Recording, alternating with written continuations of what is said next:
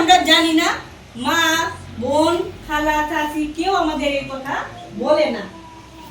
এখন মাসিক চলাকালীন সময় আমাদের কিছু জিনিস লক্ষ্য রাখতে হবে।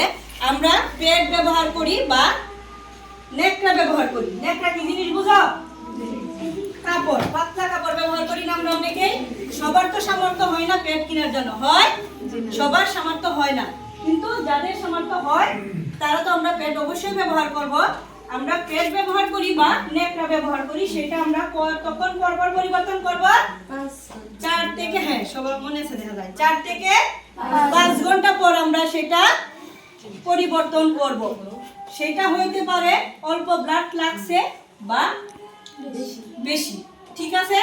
অনেকেই মনে করে যে অল্প ব্লাড লাগছে তাহলে এটা আমরা আরো ব্যবহার করব দীর্ঘ সময়, কিন্তু না। আমরা 4 থেকে 5 ঘন্টা ব্যবহার করার পরে এটা কি হয় সবাই জানো তো? বলো কি হয় এটার ভিতরে? আমি বলছি তো, ব্যাকটেরিয়া গ্রোথ করে। কি করে?